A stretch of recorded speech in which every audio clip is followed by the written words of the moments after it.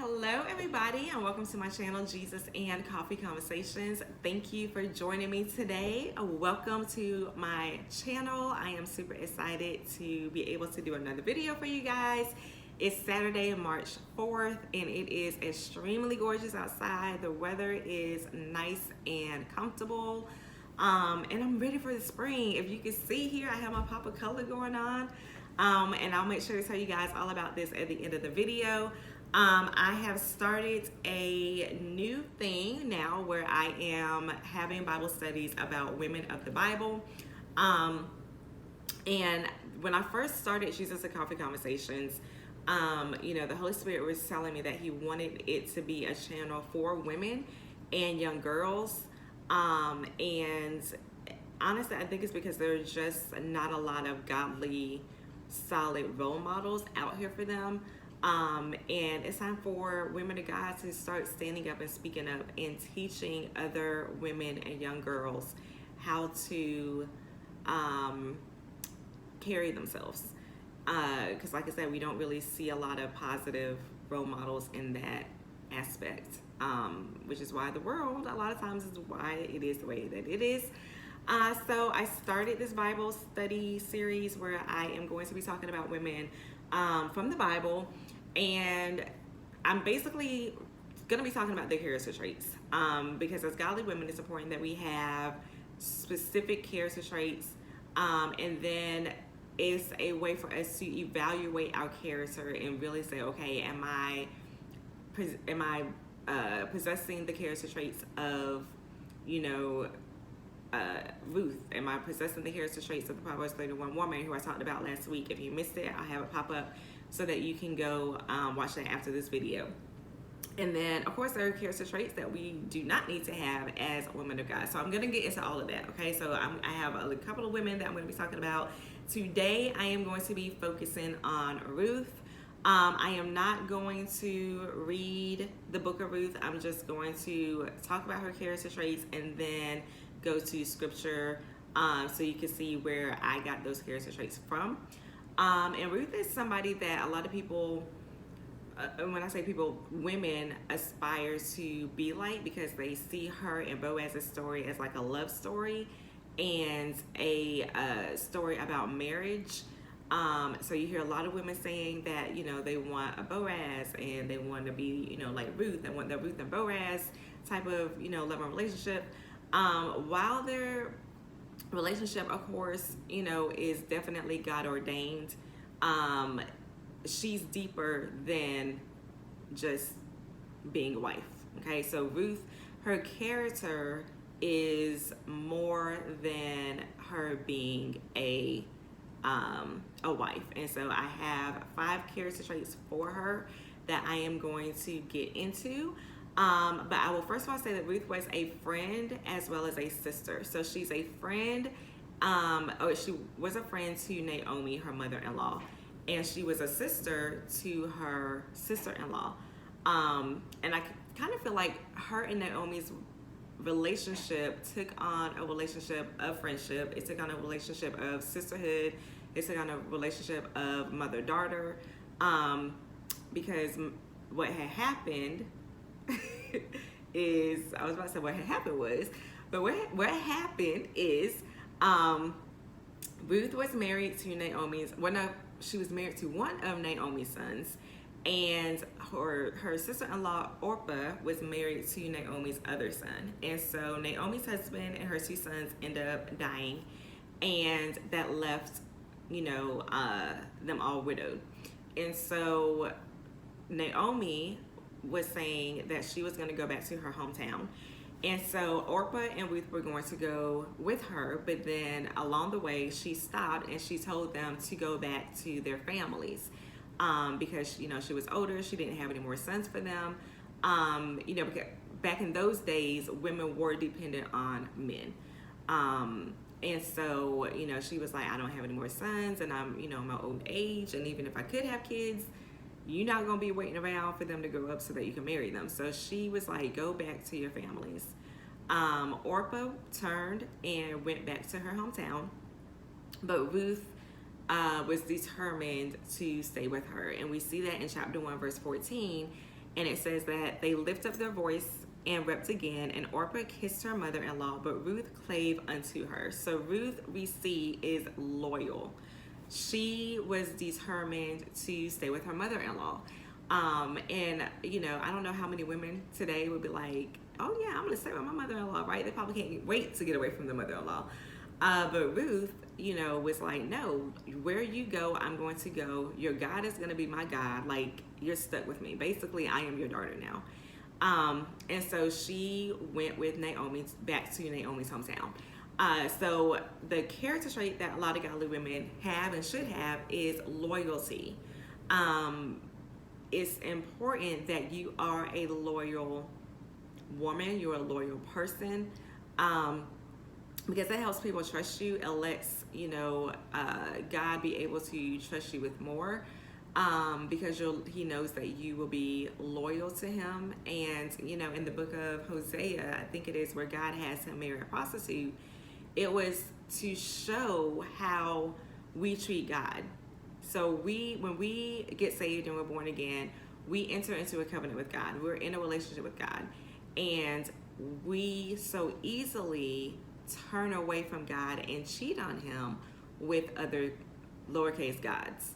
Like you might be cheating on God with your career. You're probably cheating on God with, your husband, because you're putting him and your marriage before God, which it should be, it's God first and then your husband and your marriage, because God is the glue. God is the key for everything. And so you have to be loyal to God. And then when you're loyal to God, it helps make it easier for you to be loyal to others. So a character trait she had is loyalty. The second one she had, we're going to see in chapter 2, verses 2 through 3. And it says, and Ruth the Moabitess said unto Naomi, let me now go to the field and glean ears of corn after him, in whose sight I shall find grace. And she said unto her, go, my daughter. And she went and came and gleaned in the field after the reapers, and her hap was too light on a part of the field belonging unto Boaz, who was of the kindred of Elimelech. And I probably messed it up, sorry if I did. But y'all know how these Hebrew names can be. And I want to say that is Naomi's husband. So Boaz was kin to Naomi through her husband.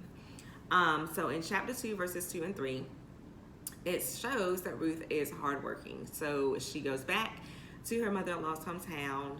They have no men to provide for them. Naomi is older, so she really couldn't go back to work. And so Ruth stepped up to the plate and she was like, okay, well, you know what? I'm going to be the provider. I'm going to go get the job. So she was not lazy, just like the Proverbs 31 woman. And what a lot of these women are going to have in common is the loyalty and them being hardworking. So a lot of the character traits that Ruth possessed are also character traits that the Proverbs 31 woman possessed. And so the fact that these women have these character traits in common, it lets you know that as a godly woman, these are character traits that you should have as well. God has placed within us character traits that are similar because we're a reflection of him.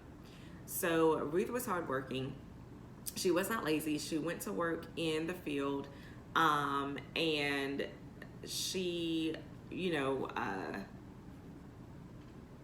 was able to, I'm sorry, looking at my computer. She was able to earn a living for her and her mother-in-law. The third character trait that she has, or had, I keep saying had, is in chapter 2, verses 4 through 17. And I am going to read that. And it is, and actually it's probably not really a character trait, but it's more so what Boaz felt like he needed to do for her and be for her, okay? And that is that she was favored and protected. So in verse 4 of chapter 2, I'm going to read it down to verse 17, and it reads, and behold, Boaz came from Bethlehem and said unto the reapers, the Lord be with you. And they answered him, the Lord bless thee. Then said Boaz unto his servant that was sent over to the reapers, Whose damsel is this? And the servant that was set over the reapers answered and said, It is the Moabitish damsel that came back with Naomi out of the country of Moab. And she said, I pray you, let me glean and gather after the reapers amongst the sheaves. So she came and hath continued even from the morning until now, that she tarried a little in the house. Then said Boaz unto Ruth, Hearest thou not, my daughter? Go not to glean in another field, neither go from hence, but abide here fast by my maidens. Let thine eyes be on the field that they do reap, and go thou after them. Have I not charged the young men that they shall not touch thee? And when thou art athirst, go unto the vessels and drink of that which the young men have drawn. Then she fell on her face and bowed herself to the ground and said unto him, Why have I found grace in thine eyes, that thou shouldest take knowledge of me, seeing I am a stranger? And Boaz answered and said unto her, It hath fully been showed me all that thou hast done unto thy mother-in-law since the death of thine husband, and how thou hast left thy father and thy mother and the land of thy nativity, and art come unto a people which thou knewest not heretofore. The Lord recompense thy work, and a full reward be given thee of the Lord God of Israel, under whose wings thou art come to trust.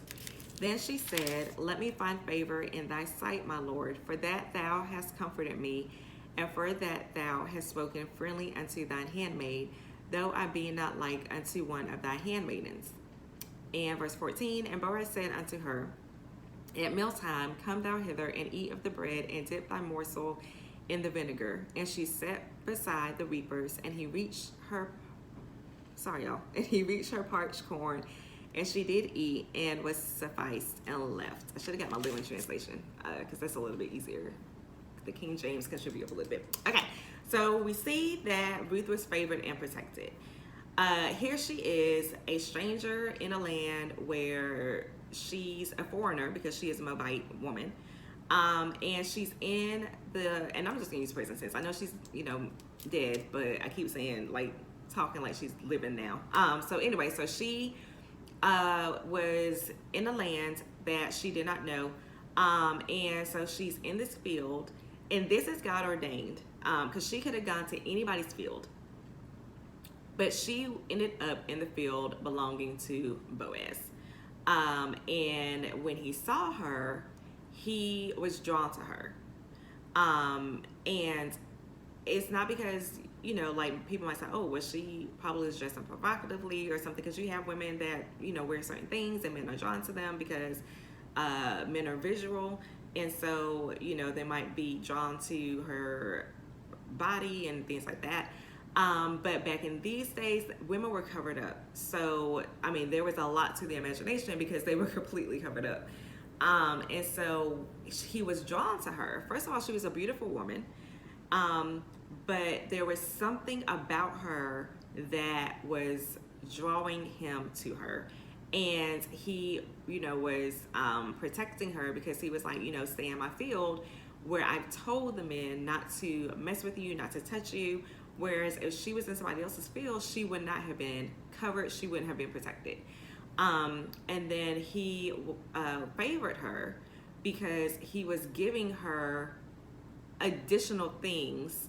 So she had whatever she gathered for the day, he was giving her extra.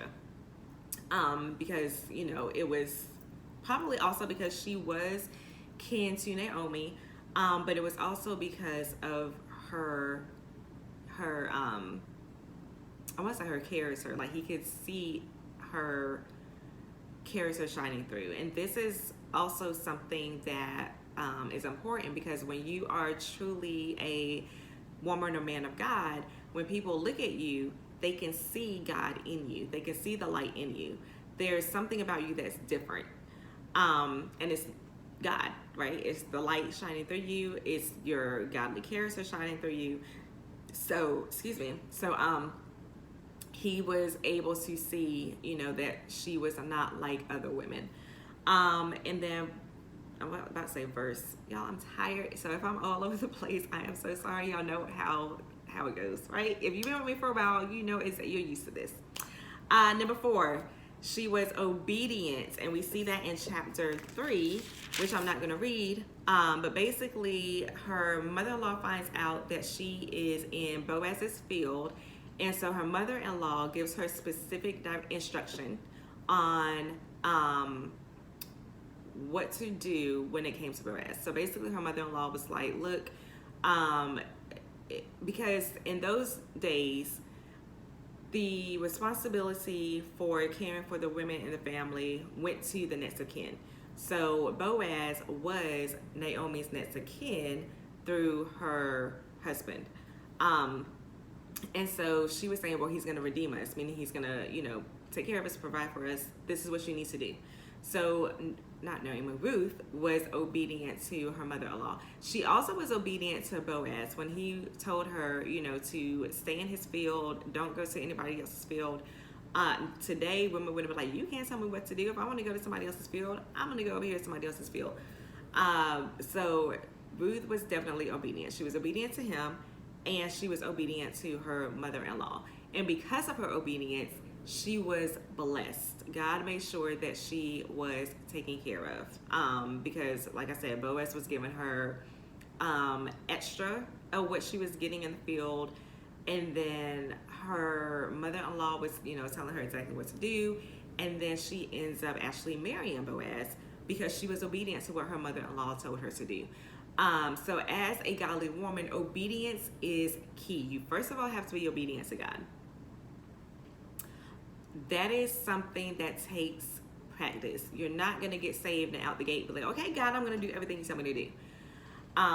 It takes practice. For me, I was not out the gate obedient to God. I have not been obedient a lot of times. But I'm learning now to be obedient because every single time that I was disobedient, I paid a price for it. So I am learning that when God specifically says to do something or not to do something, that I have to be obedient and do what he's telling me to do or what he's telling me not to do. So obedience as a woman of God is truly important.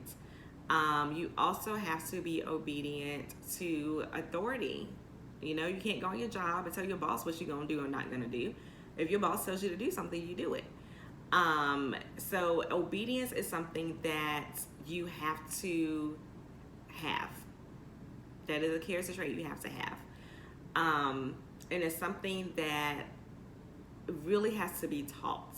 Like children, when they're growing up, they have to be obedient to the parents. If they're not obedient to the parents, they have consequences for it. So like if the child sees the stove or they want to touch the stove and the mom's like, no, don't touch it, it's hot, and the child decides to put their hand on the stove anyway, they're going to suffer the consequence of being burned.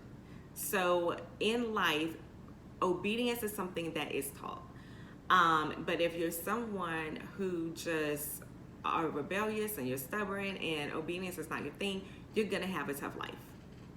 Like it's just how it is. That's how a lot of people end up in prison or dead because they did not respect authority. They did not have the character trait of being obedient.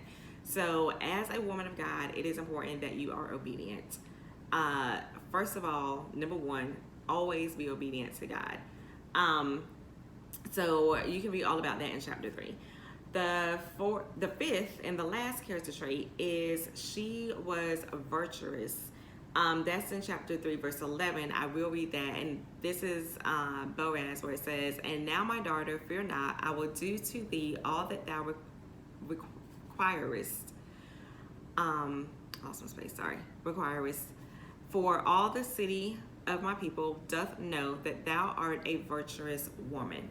So this is after Ruth did everything that Naomi instructed her to do.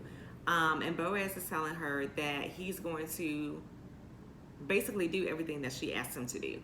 And the definition of virtuous, and I looked it up, is having or showing high morals. And then other words for are righteous, ethical, and upright. So Ruth was a virtuous woman. She was a woman of morals. She had standards. She walked uprightly. she was righteous because she said that she abandoned her lowercase gods by not going back to her hometown, because the Moabites were idol worshippers. They served demonic gods. And so she was like, okay, I'm not going to go back to that. I'm going to go with Naomi, and your God is going to be my God. So she was serving and living for the one and only true living God. And God blessed her for that, because she was actually the great grandmother of Jesus or something like that, because they had Obed, and then Obed had Jesse, and then Jesse had David, and then David is a direct descendant of Jesus. So she was able to birth the line of Jesus. So that's how much God favored her. That's how much God blessed her. And that is truly an honor. I mean, to be a descendant of Jesus, right? So anyway, those are her characteristics. So do you see yourself in Ruth? Do you possess the qualities and characteristics that she possessed? If not, it's something that you can work on. It's something that you can pray for. You know, and if you need to be more obedient, pray for God to help you in that area. If you need to be more virtuous, meaning you're walking uprightly and you are holding onto your morals and your standards, you know, that's something that you can pray for God to help you with as well. I know for myself, you know, I've at times have lowered my standards to fit in with people and blend in and, you know, things. And I realized I can't do that. As a woman of God, I cannot lower my standards for you. I cannot try to blend in with you, because I'm not called to blend in with the world. I'm called to stand out. I'm called to be different. I'm called to possess these character traits that women of the world just don't have. And, you know, there's a lot of Christian women that are like, oh, I'm a Proverbs 31 woman, or I'm a Ruth, but they're in the club, they're twerking, they're, you know, walking around half naked, they are cursing after every word, they are, you know, out here getting sloppy drunk, they are, you know, not cherishing their bodies, they're just having sex with whoever, they're just, you know, smoking and getting high and just all these things. And it's because there's nobody there to teach them. You know, there's not a lot of women in the church, how it used to be, where they would correct you and say, look, your dress, your skirt is too long, it needs to be longer. Or if it can't be longer, you need one of those, I don't know what you call those things that they used to put over your legs, so because, you know, to make sure that, you know, you were covered. Because on the pulpit, it's easy for people to see, right? If you're sitting, especially if you're in the front row and you have on a dress or a skirt or whatever, you know, but nowadays people just don't care. People do not care. And it's just like the church is just trying to blend in with the world. The church now has an attitude of, oh, I can do whatever I want. I can live how the world lives and claim to love Jesus and live for God at the same time. So it is super important to have these specific character traits, okay? So I hope that you guys got something out of this. Make sure to come back next week, as I'm going to talk about someone else. I'm not sure if I'm going to do another woman of God or if I want to do one that was not. Like, I'm leaning more towards talking about Jezebel, because there is definitely a Jezebel spirit in the church today. So I haven't decided. It's between Esther and it's between Esther and Jezebel. So I tell you what, leave me a comment. You let me know which one you want to talk about. Do you want me to talk about Jezebel and address the Jezebel spirit, or do you want me to talk about Esther? And I'll pray about it as well. And I'll just, you know, I'll read your comments and then I'll pray about it and see which one is in my spirit the most to talk about. Right now, it's definitely Jezebel that I'm leaning towards. But we will see next week. So make sure you come back and join me for another video. If you like what I have on, I got a lot of compliments on this today. I do have a Jesus and Coffee, I'm about to mess it up, a Jesus and Coffee Jewels jewelry line, where I sell jewelry. So if you're interested in this that I have on, make sure you check out the description box below, so that you guys can check out what I have. This is also part of it.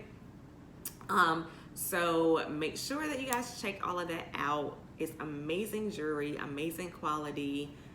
You will not be disappointed. I promise you that. And also check the description box for my other things. My Let's Talk Jesus and Coffee Conversations podcast is available wherever you listen to podcasts.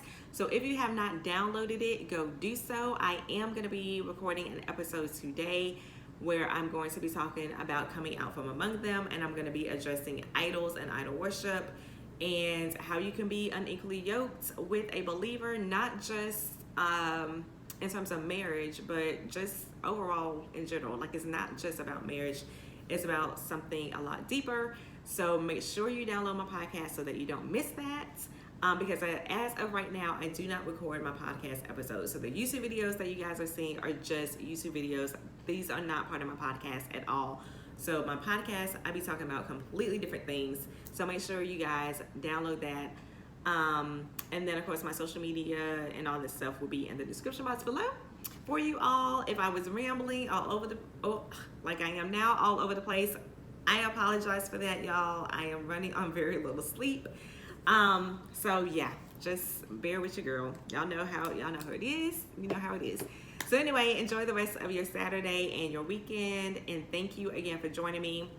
Make sure you like, share, comment, subscribe, all that great stuff. Share my channel, please. Thank you to my new subscribers. I saw that I got some new ones. So yeah, enjoy the rest of your day and have an amazing Sunday tomorrow and an amazing work week. God bless.